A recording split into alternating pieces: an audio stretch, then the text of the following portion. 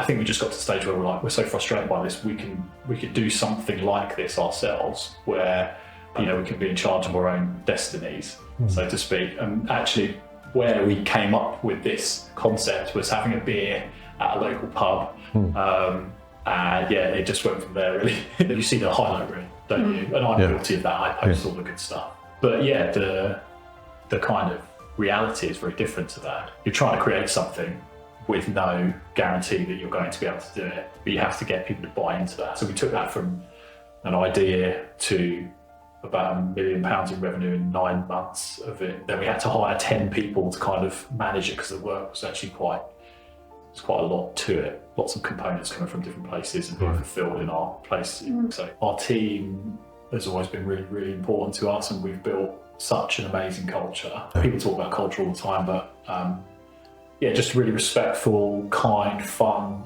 people. And so we'd absolutely never have looked at something which was going to potentially put those roles in danger. When I found out about EOT, I was like, wow, that sounds actually too good to be true.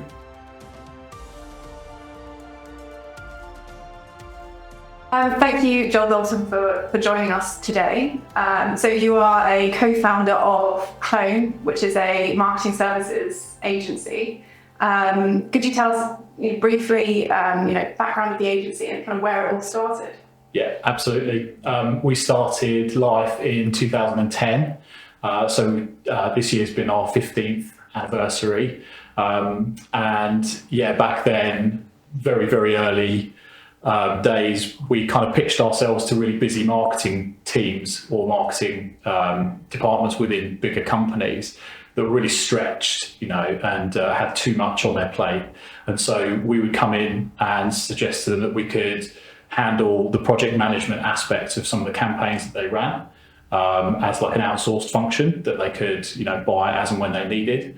And also from a procurement perspective, so marketing teams quite often, particularly back in 2010, needed loads of things to kind of operate. So they would be buying printed marketing communications and organising stands for trade shows and direct mail campaigns and everything else. And our background was sort of managing all of those projects and putting all the resources together to get something out the door that they could just kind of pick up and then drop without having to,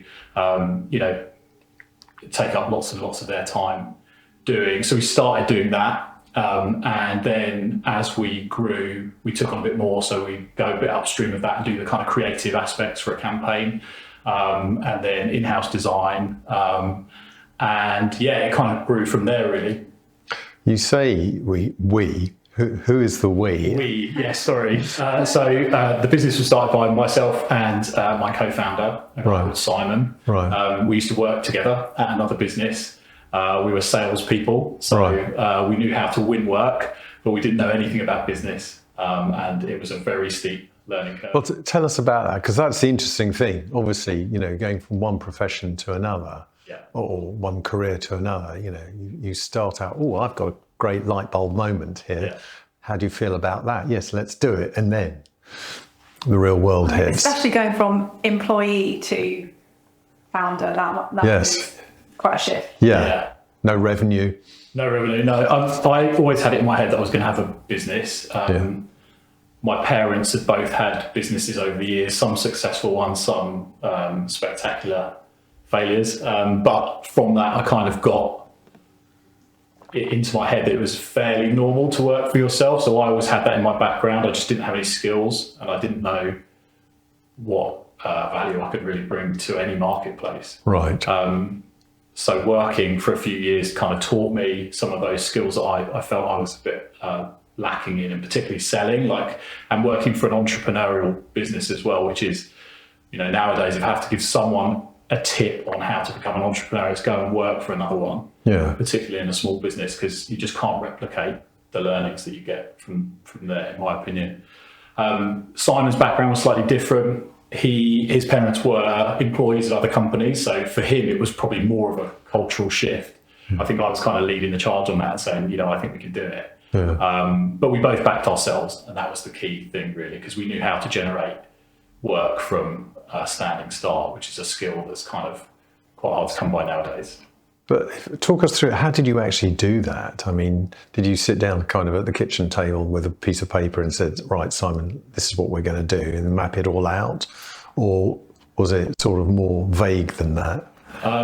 It was a little bit vague to start with, and I think it started like a lot of these conversations do, don't they, from a kind of a day at work that wasn't the best, and frustrations from the company that we were working at.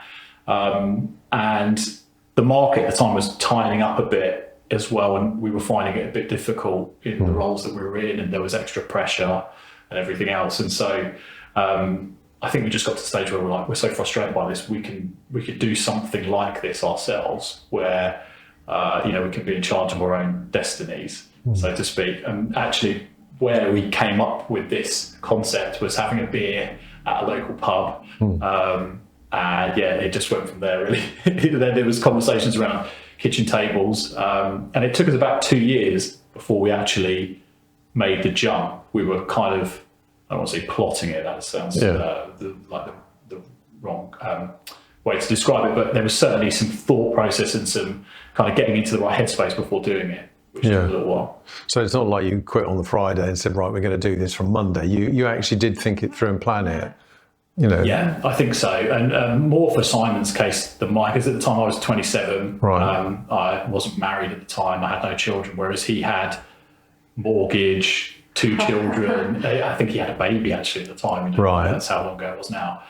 So for him, it was different to how it was for me. And so, it took a little bit of planning. Yeah. Do you think that having a co-founder was an advantage?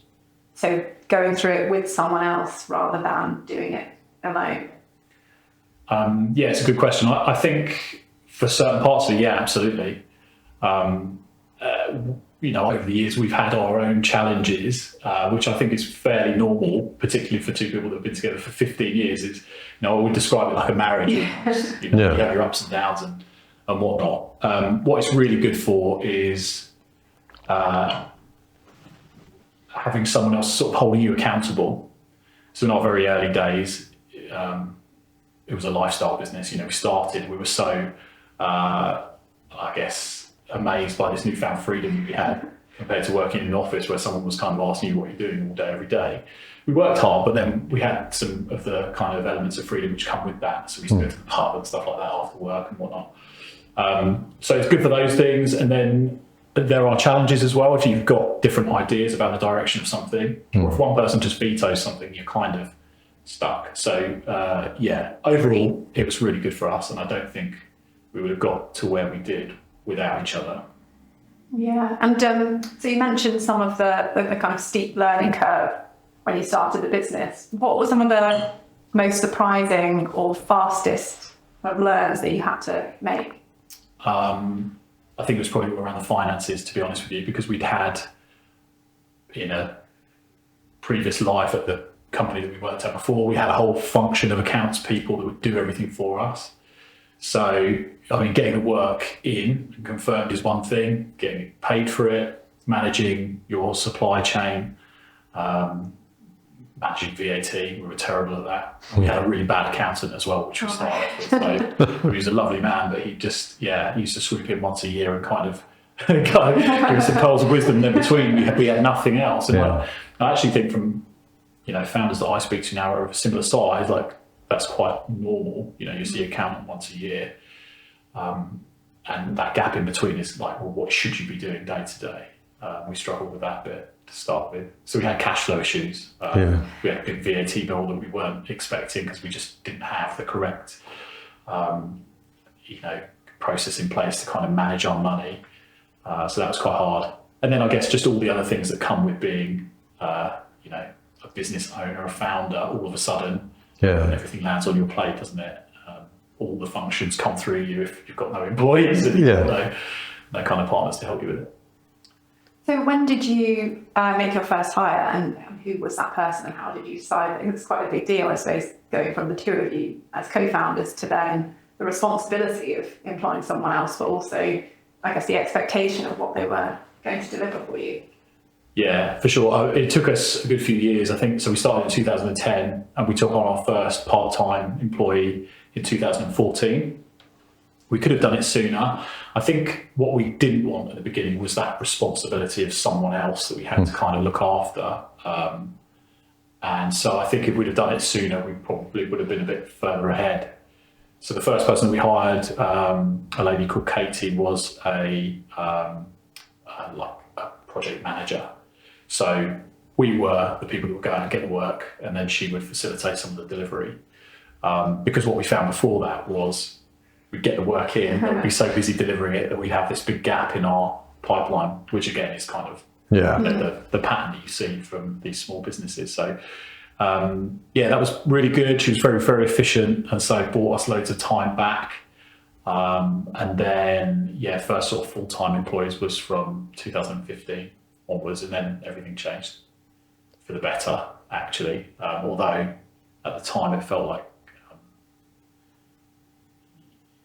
it was a bit of a worry, taking people on and promising them this kind of better future when really you don't know what's going to happen. So. Did that cause you sleepless nights at all?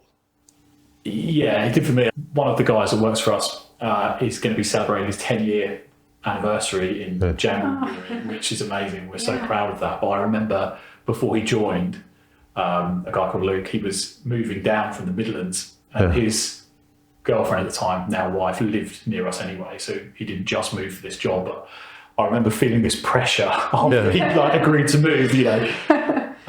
What if he hates it? What if we can't make it work? And then the kind of imposter syndrome part of it, because we were hiring a salesperson, and I was thinking to myself, well, what if he knows more about how to sell than I do? What if he's had better training than me and everything else? And so there were all those things going on. But that's a very familiar set of emotions, which I've just, I guess, learned to deal with over the years. There's always stuff like that. If you're kind of pushing yourself, you're always feeling like that, and it goes away. Sure. Given that you've been doing this 15 years now, and that's great in terms of having a business for so long, because so many businesses, they tend to last 3 years and then don't succeed. So is there something about being an entrepreneur that you feel people should understand that they don't? Yeah, absolutely. I mean, you see the highlight reel, don't you? And I'm guilty of that. I post all the good stuff. But the kind of reality is very different to that. You're trying to create something with no guarantee that you're going to be able to do it. But you have to get people to buy into that. You have to influence their decisions around that. And so you're always under this kind of pressure yourself. And then just everything else, it's a high-pressured career choice. Yeah, and you are essentially a risk taker by being an entrepreneur. It's not to say you're going to jump off a building somewhere, which is a different kind of risk. But the moment you decide to do something like that, you're taking risks. And obviously there's certain confidence in your own ability and your colleagues, partners' ability to do it. But nonetheless, you're sitting there thinking, right, I'm going to do this. And so many businesses don't succeed. So I suppose the question is, what's enabled you to make that jump from an initial idea to being still in business 15 years on? I think quite naturally, I am one of those people that would take risks naturally anyway, and kind of back myself in the decisions that I make around them. But I mean, my job, if you want to call it that, or up until my kind of exit in July, is managing risk across the whole business, looking at the things that may go wrong and trying to mitigate against them, hoping they won't and planning that they won't. But of course, you've got to be realistic about it. And so that's a big part of it, I think, and something that people possibly ignore for all the kind of shiny good stuff. Yeah, well, that's a good way of putting it. And does Simon have a different function within the business? No, I wouldn't say specifically different function. That was one of the struggles actually with having a co-founder. It was kind of like, which area do we both operate within? And it certainly became more defined as we grew. Team of 24 now, so it's a bit easier to kind of manage that. But historically, we both used to do a bit of everything, and it was quite crazy, really. It wasn't probably the best use of our times. But actually, as people, we do think quite differently, and we complement each other and then sometimes clash. Yeah, yin and yang most of the time then. Yes, most of the time. Yeah, I was going to ask actually, because you mentioned about your parents obviously having businesses and some of them being successful and then some of them really failing. Do you think that experience and seeing what your parents did shaped your, perception of failure and risk? Yes, I think so. Yeah, less afraid for it to happen. Probably realistically thinking that it will happen at some stage, and being okay with it. Yeah, I think so. Yeah, because obviously talking about Simon saying that his parents were employed, I think having those different backgrounds, you might have a different kind of outlook on things like that. So I wondered if one of you was maybe more of a risk taker and then is the other a bit more measured, or how do you think that your personalities complement each other? Yeah, I guess I would probably put him at being slightly more risk averse to me. Yeah. The thing about my personality is I don't need to know how things will work out. I am just confident they will. Whereas some people really need to know, like, well, what happens if this happens? I kind of work it out as I go, which is good and bad, I suppose, depending on how you do it. So to some extent, that's your salesman's background, isn't it? As well. Yeah, I guess so. Yeah. Salespeople, they have a certain inner confidence that it will work out. That's why they're in that business. Yes. Yeah, I think so. And you're confident to a degree in your own ability to make that happen. But yeah, I think about it in all areas of my life, really. I don't really need to know the details. In fact, I'm not actually that interested in minor detail. I'm kind of a bigger picture thinker. Yeah. And yeah, I can kind of just move that out of my head and just worry about where we're trying to get to and just keep pushing on, really. That's like one of my traits, I'd say. Yeah. Well, one other question, just based on something you said earlier on about the finance function, what you did early on and how you wish it had been different. If you were giving advice to an entrepreneur now, a young business person, either they've already started or they're about to start, what would you advise them in terms of finance support? How would you counsel them? I think the world's changed quite a bit since we first started with like the advent of digital accounts packages like Xero and things. Yeah. So it's much easier now to have like third-party support that can work remotely for you and kind of keep an eye on things. But I think for us, and in fact any business that's starting to get serious, getting to the stage where you get monthly management accounts is really important, and finding out exactly how you are performing and how much money you are making or not making. Yeah. Because it really needs to factor into the decisions that you make. I say I'm a risk taker and everything else, but I'm not just blindly going into decisions. So yeah, getting that sorted soon is definitely something that I think a lot of entrepreneurs could do. And quite often what I find in my kind of current role, which is actually working with some of these entrepreneurs, is that they'll be doing their accounts in the evening, they'll be filing their own VAT return and all that kind of stuff. And I'm like totally against that, if I'm honest with you. Yeah. I think you need to get someone in to do it so you can focus on the things that only you can do. And you're better at. Yeah, exactly. Because it's a skill. I mean, that's what we professionally do. We provide those kind of services, and the idea is to take that burden off your plate or shoulders. I don't think you have a burden on a plate, but take the burden off your shoulders so that you can concentrate on the things that you're good at. Yeah. That's really important. There's a lot of tools out there. I think the other thing that we see from our side is that a lot of people don't understand the difference between profit and cash flow. Yeah. And did you encounter that quite early on, or were you clued in quite quickly? My dad used to drop these, like hot tips now and again, and there would be similar things to what you just kind of said. But I think for us, actually, as a growing business, where you're making more money but you're trying to grow, like cash flow gets pinched at those points as well. So we've had loads of cash flow issues over the years, despite on paper performing better.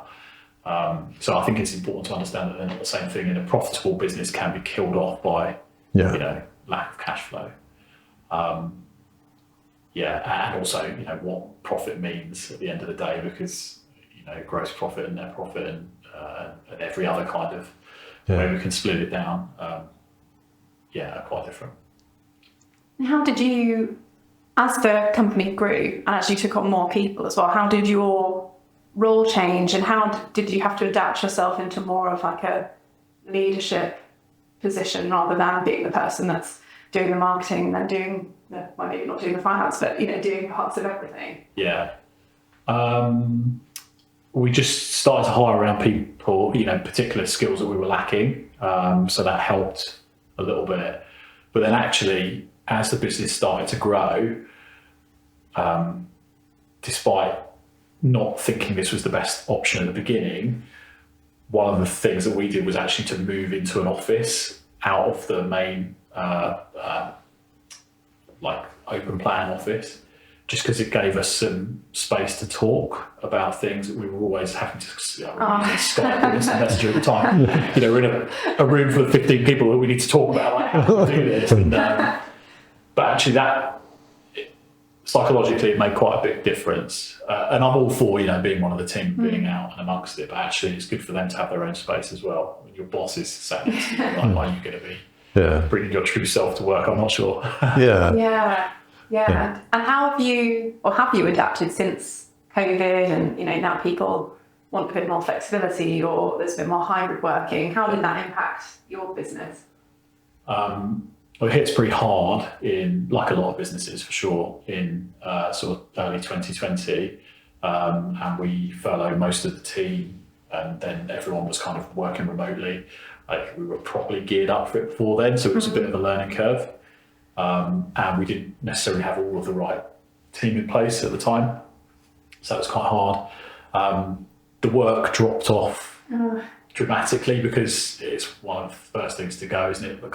But marketing spend for a start, but then also a lot of our work was geared around events where people get together. Right. So we lost like 25% of revenue overnight, and then luckily we've always been quite good at having quite a wide range of different industries that we work with, some of which did really well out of COVID actually. So we were still doing a bit of work for them. And then we launched a new brand, which we've been talking about for a while, which actually just probably saved us. So we've been doing printed merchandise for different companies for events and things. And then there was a bit of a gap. They were doing it over in America at the time, but there was very little kind of coverage here. And it was all about sending out curated boxes of branded merchandise to people that start a new job. And particularly ones that, are being onboarded from their dining room table because everyone's, working remotely. And just the timing of that, it was just perfect. We couldn't have done it better. We had a really very, very basic one-page marketing plan, and we chucked a bit of money at some digital marketing channels, and we were getting some of the most amazing companies in the UK phoning us up and trying to place work with us. And then it was a case of actually facilitating the work. Some excellent brand names that we started working with. And we were shipping these boxes of merch all around the world to people that were starting new jobs, and trying to kind of, I guess, give them a bit of the company culture they were missing out on for their onboarding process. So I think timing was really good for that. So we took that from an idea to about £1 million in revenue in 9 months of it launching. That's brilliant. Yeah, and then we had to hire 10 people to kind of manage it, because the work was actually quite a lot to it. Lots of components coming from different places and being fulfilled in our place in Basingstoke. So that was good fun. And then that went quite well. And then we had all the stuff surrounding like Brexit in terms of customs and things like that. So we had to kind of learn then how to send these boxes to different places in Europe. Previously it was really easy, and then all of a sudden it was very, very difficult. So there's always been these kind of challenges along the way. I suppose you must just learn to adapt or respond quite quickly to things like COVID. And then I don't know if you've been affected by the tariffs in America or anything. It seems like these things just pop up and businesses are just expected to just find a way to continue as normal, but also find a solution or overcome. I think that's when you're a small business owner, as you said before, everything lands on your plate, and as these things pop up, you just have to deal with it. And it's survival, thrive, and clearly you thrived. Yeah. I mean, so that was a kind of a good outcome for us from COVID, although obviously it wasn't, anything to be raving about. Just out of that circumstance, we've managed to do something quite good from it. When the Brexit vote went through in 2016, we started targeting companies that were outside of the UK for our services because the value of the pound plummeted, and so we were able to get in with companies that we hadn't been competitive with before, just because of that. We were just cheaper, and so I think like all of these things, there's a way where you can look at it and think, this is the worst news ever, what are we possibly going to do? But there's always opportunity in them. I mean, when markets crash, investors make tons of money because they buy stuff up cheap. It's a similar sort of concept to that. I just think, unfortunately, the last decade or so has just been really, really hard. It's like, well, what is going to happen next? Yeah. So, how did you come to the decision that you were going to exit the business? Because 15 years is a long time. You must have poured so much into it along with Simon. Yeah. So it was actually when we were sat in the building that we'd leased in 2020.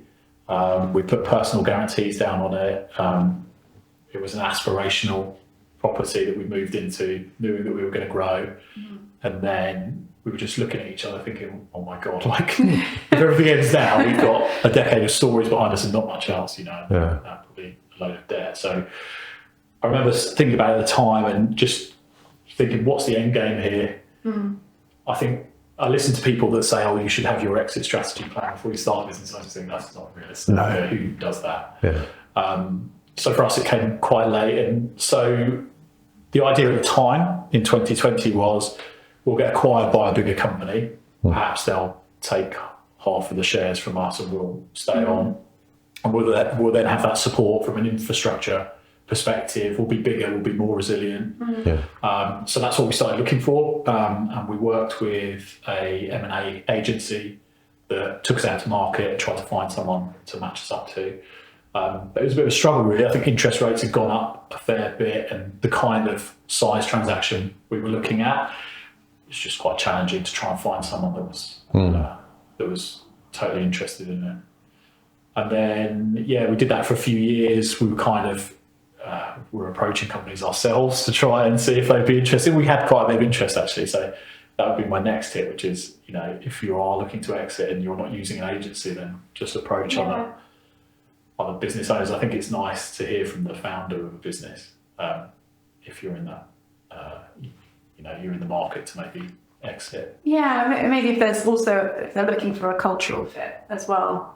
Which I guess with larger companies, they can restructure or change companies when they acquire them quite a lot. Whereas I don't know if you were talking to other SMEs for acquisition, but presumably they'd be more interested in the people you have and the culture and that kind of thing. I think that's quite an important consideration. Do you want to exit and say goodbye, see you sometime, or did you want to exit and know that it's going to be in good hands? I think that's a really good point. Yeah, definitely the latter. For us, I mean, our team has always been really, really important to us, and we've built such an amazing culture. People talk about culture all the time, but just really respectful, kind, fun bunch of people. And so, we'd absolutely never have looked at something which was going to, potentially put those roles in danger. I know people that do that, by the way, and there's nothing wrong with that if you choose to, but for us, it wasn't a thing to do. And so when I found out about EOT, I was like, wow, that sounds actually too good to be true. And is. When I was being explained, when I was having it explained to me, I had so many questions about it, but it seemed to tick a lot of boxes. And that's ultimately the route that we went down. And it's clearly worked well so far. I mean, it's early days, isn't it? A few months. It is early days. And you made a wise decision on the timing. Absolutely. So our CFO, we've got a fractional CFO that we use, who we couldn't really afford him full time, but he was saying to us that he thought that we should wait a year or two. And I said, I don't like the way things are going at the moment. I think any kind of relief that entrepreneurs have been given, including, by the way, entrepreneurs relief, seems to have been cut back or whatever. A friend of mine sold a recruitment business just before the entrepreneurs relief changed from 10 million to 1 million pounds over lifetime. Yeah. And so, like, timing for him was perfect from that. And I just thought, well, this is just perhaps going to go. Yeah. So we made that decision, and CFO hands up on the first call afterwards was like, "You were right." Yeah. But it does show how hard it is, isn't it? To make these decisions when the politics and the economics are so tough at the moment to be in business. Do you think if you were starting out today, in today's world, so it's not just the UK, there's a lot of economic gloom across Europe generally, and even other places, the US and Australia to a certain extent as well. Do you think you could start the business today? Or do you think the circumstances would be too hard? Or with technology as well. And technology as well, yeah. I do. In fact, I've started a consultancy business recently, so I'll let you know how that goes. But I think, you could definitely start a business today. There's so many resources around and so much help available. But interestingly, the fact that so many businesses were formed in the last year or two, I think it was the highest it's ever been. I imagine the casualty rates will be exactly the same as they are, because it just takes a certain amount of luck and I guess energy to get these things off the ground and past those critical first stages. And I just think some people just don't have the commitment to do it. Sometimes it is easy to go, actually, I'm just going to get a job because I don't have to worry about all of those aspects of it. There's always economic doom and gloom. We see more of it now because we're uber connected to everything, which brings opportunity as well, I must say. But I don't know if it's harder now than it's been before. I think it's the same. Right. Okay. Yeah. And what would you say about things like AI and the impact that they're having on particularly creative industries? What have you seen, and do you believe that AI can be harnessed and there's still space for obviously human kind of creative work? My viewpoint on this is I'm totally on the fence with it still. So I know loads of the big agencies have shed a lot of their workforce because of optimizations by using AI. But then the other part of me is like, is it actually going to do all of the things that it is supposedly going to be able to do? Or are those, sound bites put out there to drive the share prices north, which, I mean, from the big companies like Nvidia, they're about as high as they're possibly going to go now. Yeah. Is that bubble going to burst when people realise, well, actually, it's not quite what it's cracked up to be? So I'm not sure on that part of it. But actually, people dwell on the fact that, it's going to create all these job losses. In actual fact, what I found in my own workflow is that actually it improves the speed and the quality at which I can work. So I think if you've got the right mindset, then it's like an amazing VA, isn't it? It's something that you can use to just be quicker at what you currently do. And I think in a kind of crowded market, you need every advantage you can get to kind of stand out. And so, for me personally, I think it's a good thing so far. And I think we've interviewed on this podcast an AI expert. I think defining what AI is as well, because there are automation tools which are, if you like, designated AI, but they're not really. They're tools that help you process workflow more quickly. We see it in accounting and tax, and clearly in your industry as well. And then there are proper AI tools which can help in a different direction. And it's important to understand the difference. Certainly in the business world, accounting world, I still see a lot of manual processes. And you can improve that. And you should do that, because that will build greater efficiency and therefore hopefully lead to the bottom line, improve cash flow, proper profit, however we want to define that. And I think a lot of people don't understand that. Now, I think the media like to get on bandwagons as well. Yeah. You know, this morning as I was driving up to this, they're talking about, I think there's, is it 1 million kids aged between 18 and 21 who are not working? And they're blaming that on AI, partially. But I think it's much more nuanced than that. I think there's a lot of other factors going on as well. Yeah, I think it's quite expensive to hire someone. Yeah. So from an employer's perspective, bringing in those younger recruits is, if you are, struggling and finding things tough, it's probably a challenge. Yeah. But I think one thing that's might play out in the longer term is if companies don't hire, young people and build them up and bring them up through the ranks in their business, I'm kind of wondering who is going to be, the next generation, because it can't be ChatGPT that's going to work its way up. No, I mean, one of the universities I work with, they said that 30% of their students go out and set up their own businesses on graduation. Wow. I don't know what the percentage are of those who succeed, but that's an incredible number. So to a certain extent, I think people want to be their own bosses now in a way that certainly they didn't 10, 20 years ago or earlier than that. Yeah, I think that's partly a generational thing, isn't it? Yeah. A very tech-savvy generation coming through now who are exposed to, the benefits of being like that. Also, I think there's been this perfect storm, hasn't there, whereby everyone now in most office roles works at least some time remotely. Yeah.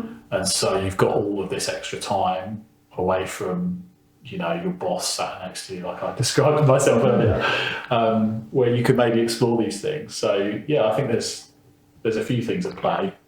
I think just to kind of summarise my thoughts on the AI thing though, is we're still a world which is probably overpopulated by humans, and so I think working on skills, interpersonal skills, and how you bring value to other humans is really quite important still. Some of the clerical roles that compare data sets are going to be eaten up by this new technology, but there's no replacement at the moment for going and seeing someone face to face, making them feel a certain way. Relationship building and everything else, it's kind of impossible to see how things are going to go, but I think working on those skills rather than certain people in the younger generation don't even speak on the phone anymore, do they? They can't, instant message each other. So I think it's really important to keep those skills alive. And that comes back to the point about having people in the office as well then. Not necessarily full-time, but that hybrid working is so important. I know it's a cliche, but the water cooler moment where whether you're talking about football or family or talk about spreadsheet or sales process or whatever it is, that's how you learn. You build up skills, both in terms of meeting people, seeing people, talking to people, listening, and also resilience as well, because things go wrong. And if you're in an office environment, I think you learn to deal with it. PwC have just brought in a resilience training course for their new graduates starting in, I'm not sure, this coming year. And apparently they're one of many firms that are teaching 21-year-olds, 22-year-olds how to be resilient. And you think, really? And then you think, yes, probably. It might be necessary, which is shocking in a way, isn't it? Because we all didn't suffer from any of that because we had to go into offices and we had to work, and now you can hide behind a computer or a mobile phone or whatever it is and never have to meet anyone. Yeah, it's a sad state of affairs. It reminds me of the film The Matrix, we're spending more time through these screens. Yeah. And one day we'll just all live in little boxes with a screen in front of us, maybe. You don't really need to leave the house. I mean, you can do everything that you need to as long as you had internet access. Yeah. I mean, I'm guilty of it, but whenever you go to a station or anywhere or on a train, I was on a train to London the other day, and the carriage was completely silent. It was full. There was no space apart from the seat that I was sat in. I looked around and just everyone was on their phones. I was actually reading a book for a change. But I think it's a bit sad in a way. It's sad that we've got to this sort of stage where we're spending all our time in different apps and people vying for your attention. Going back to, you've said you've created a great culture at your firm. How have you done that? What have you done to foster those relationships? So I think one thing that we do is we just always try and be better. So we always try and do more things that we would have liked to have had when we were employees. But I guess from like a fundamental perspective, we just consider our employees in every decision that we make, which lends itself really nicely to becoming an EOT. But even before that, we consider their points of view. We do external surveys via Great Place to Work, which give you sometimes brutal feedback on how things are going, or in a smaller team, how one person can think completely differently from several others. We spend quite a lot of money on training and also like social events.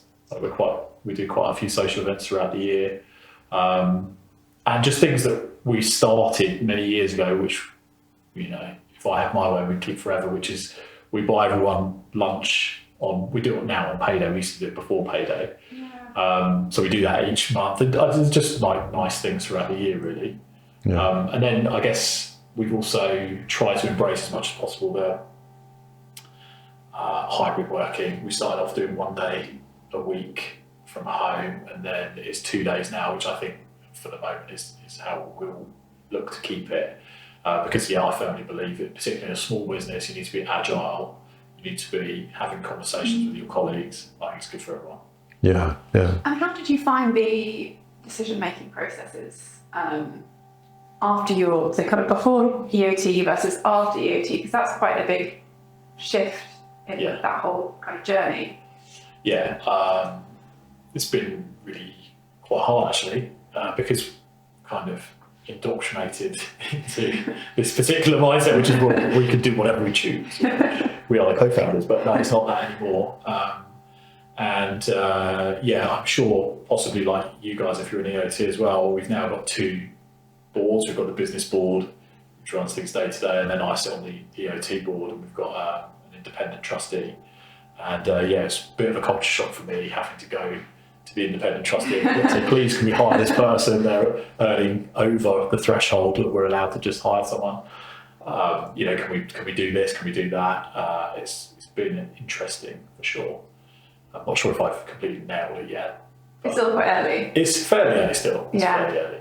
And then also, from the team perspective, we're still finding our feet with everything. I think some people's views of it was, immediately everything that I say will be taken into account and acted upon. It's not quite like that, because the business still needs to be commercially viable and still needs to kind of run the way that it has done. We're just all finding our feet with that. But I think open communication is another one. I want to add to the mix in terms of culture. Like, we do really openly communicate with people, and we let them know pretty soon after we've had feedback, like our response to it in an open forum. So, that's worked quite well. Yeah, is that in the cultural context or the EOT? Well, actually, both now. Yeah. So, from a cultural perspective, like I remember a few years ago, we got we were slightly disappointed with the comments, or some of the comments that we got from the Great Place to Work survey. It was fully anonymous, by the way. I don't know if you're familiar with it. And so I stood up in front of everyone, read each one out, and kind of gave our answer as to why things were like that. And I think people really appreciated that, opportunity to hear our thoughts. It wasn't kind of a faceless email. It was us explaining it, and hopefully I went somewhere to kind of demonstrating our thought process behind it. Yeah. And then since we've become an EOT, more of that. If anything, we have team meeting every 2 weeks, so there's always stuff that we're talking to people about. But we try and keep it as open as we can. But it's interesting you say that, because you create clearly a good culture. You've got this great communication, yet people, I don't know the survey, but I can imagine how it works. Yeah. Clearly you've got people who are providing negative feedback, which was obviously surprising.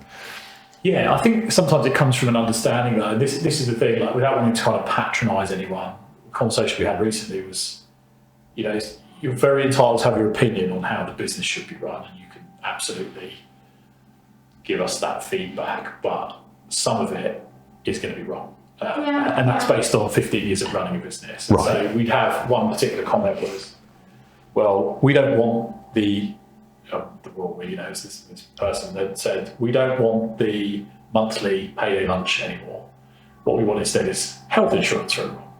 And I was thinking, well, I mean, from a cost perspective, it's completely different.